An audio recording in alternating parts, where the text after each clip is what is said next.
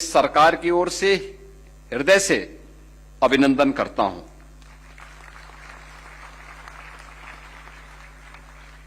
मित्रों, जापान ने दुनिया को दिखाया है कि लिमिटेड रिसोर्सेज होने के बावजूद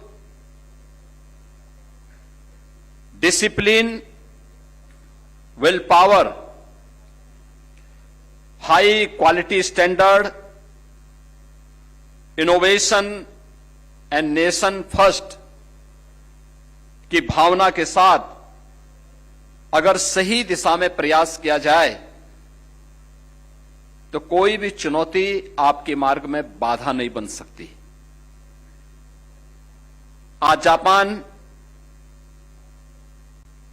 विश्व की प्रमुख इकोनॉमिक एंड इंडस्ट्रियल पावर के रूप में स्थापित है। आज जापान में ऑटोमोबाइल,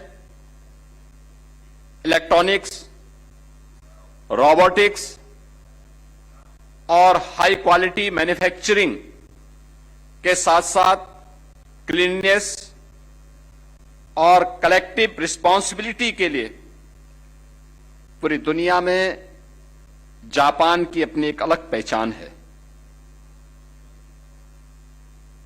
काइजेन, मोनोजुकुरी और वा यानी सामाजिक सामंजस्य, ये जापान की लाइफ स्टाइल और वर्क कल्चर का महत्वपूर्ण आधार है।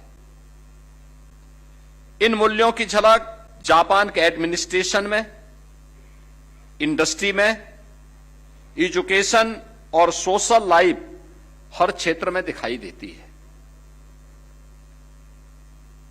शिकानसेन यानी जापान की जो बुलेट ट्रेन है, अपनी technical efficiency, punctuality, safety and reliability के लिए पूरी दुनिया के अंदर विख्यात है। यह ट्रेन जापान की सोच का प्रतीक है कि जहां टेक्नोलॉजी के साथ प्रिसीजन, स्पीड के साथ सेफ्टी और डेवलपमेंट के साथ रिलायबिलिटी को समान महत्व दिया जाता है,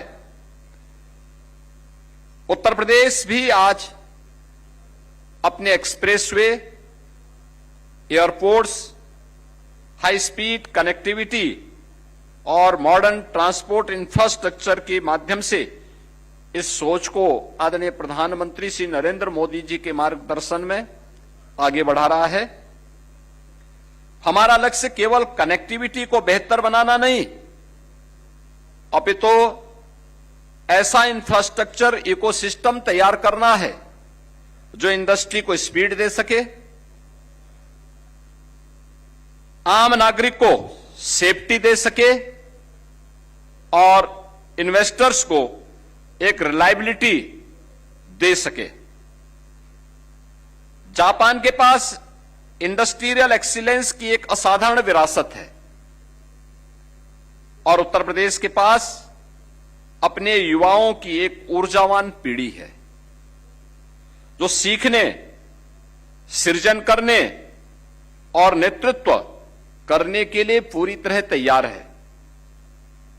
हमारा लक्ष्य है उत्तर प्रदेश के युवा ऐसी skill, precision and work culture सीखें जिसकी डिमांड टोक्यो से लेकर दुनिया के किसी भी एडवांस मैन्युफैक्चरिंग हब तक हो। लैंग्वेज उन्हें जापान से जोड़ेगी, टेक्निकल स्किल उन्हें इंडस्ट्री से जोड़ेगी और जापानी वर्क कल्चर उन्हें ग्लोबल स्टैंडर्ड से जोड़ेगा। आज ग्लोबल कंपनीज ऐसी जगह की तलाश में है जहां रिजियंस हो, रिलायबिलिटी हो, ग्लोबल सप्लाई चेन के लिए डाइवर्सिफिकेशन हो और बड़े पैमाने पर ग्रोथ की क्षमता भी हो। उत्तर प्रदेश इन चारों आवश्यकताओं को पूरा करने की क्षमता रखता है।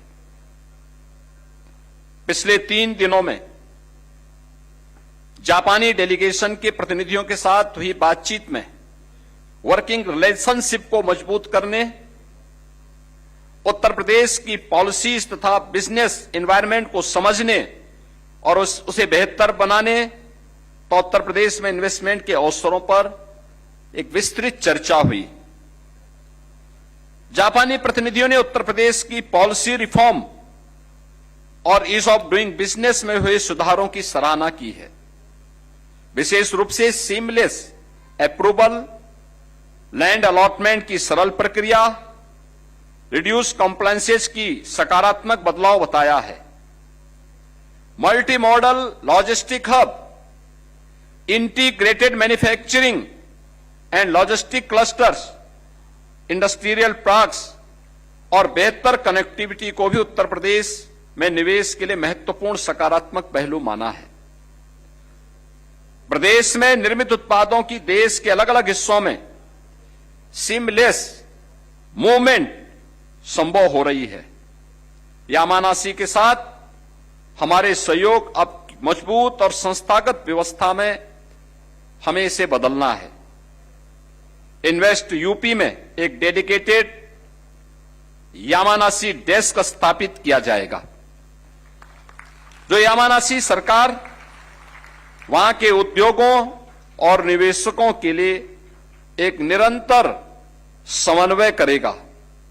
दोनों पक्ष इन्वेस्टमेंट, प्रोजेक्ट्स, इंडस्ट्री की आवश्यकता, अप्रूवल्स और सामने आ रही चैलेंजेस से जुड़ी हर जानकारी को हर 90 दिन में कोऑर्डिनेशन और रिव्यू करेंगे ताकि किसी भी स्तर पर कोई गैप न रहे। इससे एमओयू के क्रियान्वयन से लेकर के इन्वेस्टमेंट तक की पूरी प्रक्रिया को एक नई गति मिलेगी। मैं यामानासी के ऑनरेबल गवर्नर को विशेष रूप से धन्यवाद करता हूं कि उन्होंने यामानासी एमएसएमई कंपनियों के उत्तर प्रदेश में निवेश के लिए 600 करोड़ रुपए का फंड घोषित किया है। यह उत्तर प्रदेश में जापानी उद्योग के विश्वास का महत्वपूर्ण प्रमाण है। हम जेट्रो और जायका के साथ अपने सहयोग को और मजबूत करना चाहते हैं। हमारा प्रयास होगा कि इनके माध्यम से अधिक जापानी कंपनियां एमएसएमई और बिजनेस नेटवर्क्स को उत्तर प्रदेश में निवेश के अवसरों के साथ जोड़ा जाए। हमारा उद्देश्य स्पष्ट है, जापानी कंपनियों के लिए उत्तर प्रदेश में निवेश को आसान, तेज और सुविधाजनक बनाना। फरवरी 2026 की जापान यात्रा के दौरान जापानी सेक्सोज, business associations and industries delegations के साथ हमने व्यापक चर्चा की थी।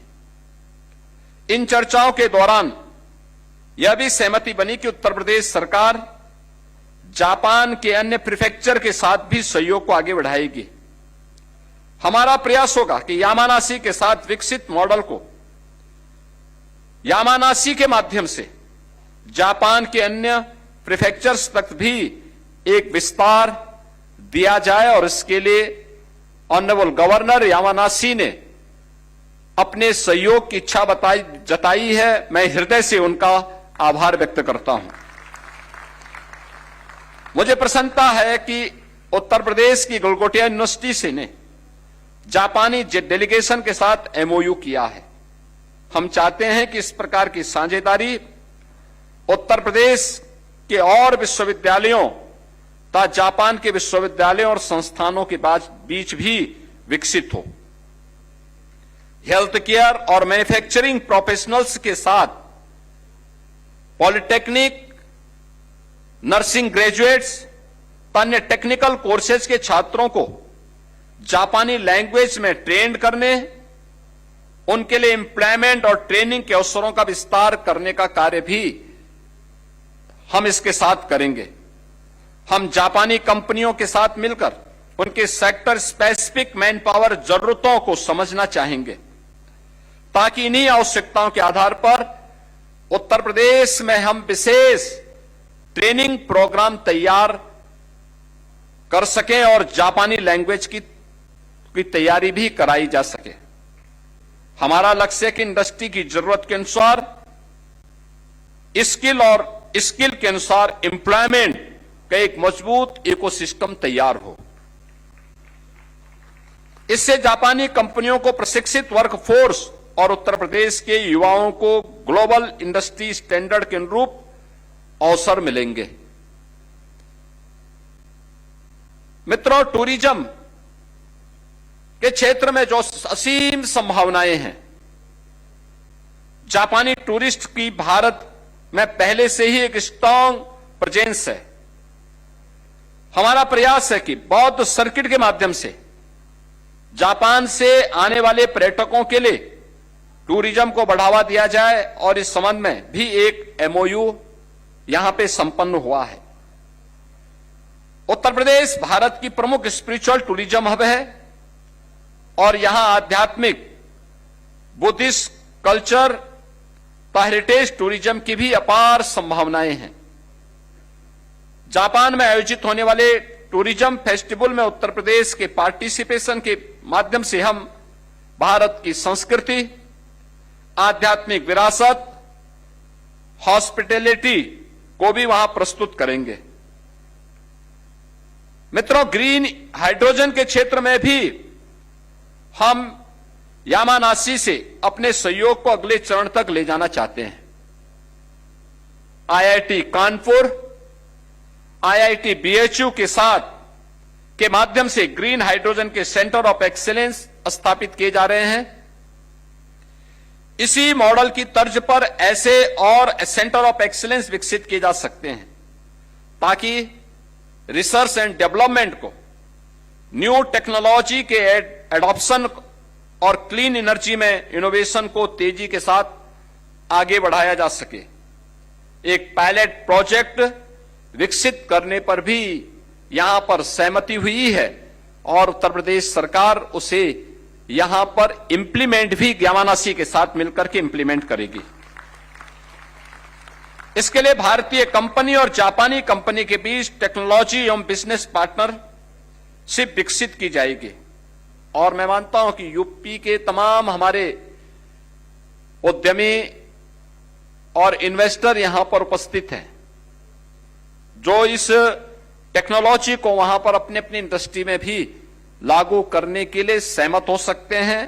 आवश्यकता पड़ेगी उनके डेलीगेशन को भी हम यामानाशी प्रीफेक्चर की यात्रा में भेजेंगे, वहां जाकर के वे भी इन कार्यों को वहां पर अनुभव करेंगे।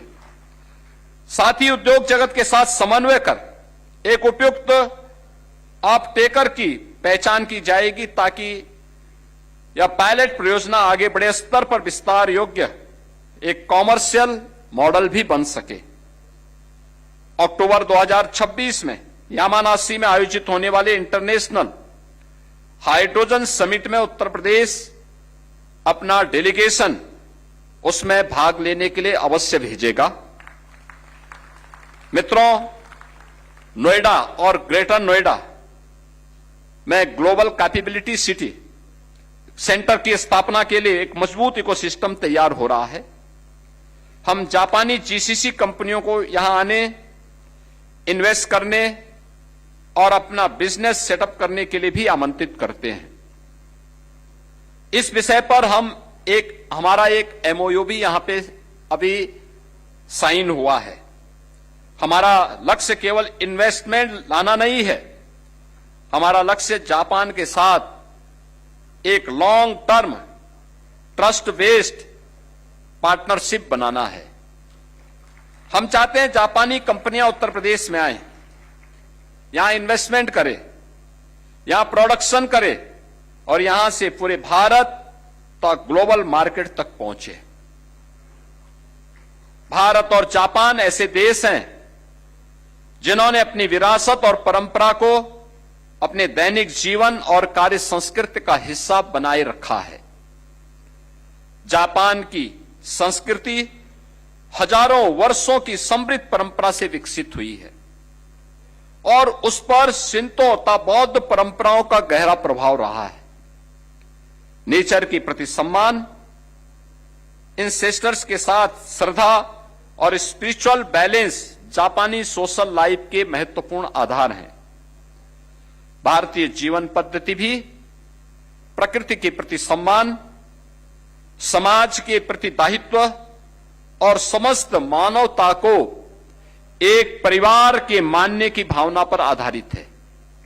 हमारी संस्कृति का संदेश है वसुधैव कुटुंबकम और माता भूमि पुत्रोहम पृथिव्या। भारत और जापान की प्रगति की यात्रा में अनेक सांस्कृतिक और मानवीय समानताएं दिखाई देती हैं। परंपरा और आधुनिकता एक दूसरे की पूरक है। आज आदरणीय प्रधानमंत्री श्री नरेंद्र मोदी जी के नेतृत्व में उत्तर प्रदेश के डबल इंजन की सरकार विरासत और विकास के अद्भुत समन्वय की साक्षी बनी है। विरासत हमारी पहचान है, संस्कृति हमारी आत्मा है, कार्य संस्कृति हमारी शक्ति है और विकास हमारा संकल्प है। इन चारों को साथ लेकर उत्तर प्रदेश नई ऊंचाइयों की ओर बढ़ रहा है। जापान का सहयोग इस विकास की गति को और तेज करेगा। मित्रों, वर्ष 2047 भारत अपनी स्वतंत्रता की शताब्दी महोत्सव मनाएगा। तो अब हमारी आकांक्षा है उत्तर प्रदेश में काम कर रही जापानी कंपनियां केवल यह न कहें कि हमने भारत में निवेश किया है, अपितु गर्व से कहे कि हमने अपना ग्लोबल फ्यूचर उत्तर प्रदेश से बनाया है। भारत जापान रिलेशंस केवल आज की आर्थिक साझेदारी नहीं है, इसके पीछे भगवान बुद्ध से जुड़ी हमारी शेयर्ड हेरिटेज है। आज हमारे पास इस प्राचीन संबंध को नए युग की economic, technological and innovation partnership में बदलने का एक हिस्टोरिक अवसर है। आइए जापान की प्रिसीजन को उत्तर प्रदेश के स्केल से, जापान की टेक्नोलॉजी को भारत के टैलेंट से और जापान के लॉन्ग टर्म विजन को यूपी की एम्बिशंस के साथ हम जोड़ें। हमारी पार्टनरशिप की सफलता केवल बिलियंस ऑफ रुपीज के इन्वेस्टमेंट से नहीं नापी जाएगी। इसकी अगली सफलता मिलियंस ऑफ जॉब्स होगी, न्यू टेक्नोलॉजीज होगी, ग्लोबल प्रोडक्ट्स और आने वाली पीढ़ियों के लिए शेयर्ड प्रॉस्पेरिटी में दिखाई देगी। हमारा लक्ष्य है यूपी में बने प्रोडक्ट जापान सहित पूरी दुनिया के ग्लोबल मार्केट में अपनी पहचान बनाए। जापान हमारे लिए केवल इन्वेस्टर नहीं, को क्रिएटर है। हमारा लक्ष्य साथ मिलकर ग्रो करना और दुनिया के लिए वैल्यू क्रिएट करना चाहते हैं। एमओयूज को प्रोडक्शन को ग्लोबल एक्सपोर्ट्स में बदलकर उत्तर प्रदेश की ग्लोबल मैन्युफैक्चरिंग हब बनाने के संकल्प को पूरा करना है। उत्तर प्रदेश एक रिलायबल और लॉन्ग टर्म पार्टनर के रूप में आपके साथ खड़ी है। हमें विश्वास है कि साझी विरासत और साझा भविष्य के साथ यहां पधारे हमारे जापानी मित्र और जापानी कंपनियां उत्तर प्रदेश को अपना पसंदीदा पार्टनर बनाएंगे। The industry of 2047 are being designed today. We want Japan and UP to design them together. आरिगातो गोजाइमस। धन्यवाद।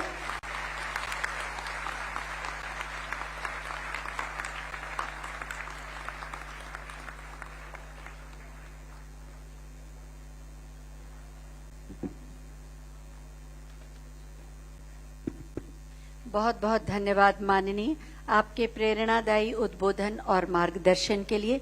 निश्चित रूप से उत्तर प्रदेश और जापान द्वारा की गई ये साझेदारी विश्वास और औद्योगिक विकास और प्रगति का एक नया अध्याय लिखेगी, ऐसा हमारा विश्वास है। आप सभी का बहुत बहुत धन्यवाद और इसी के साथ ये सत्र अब संपन्न होता है।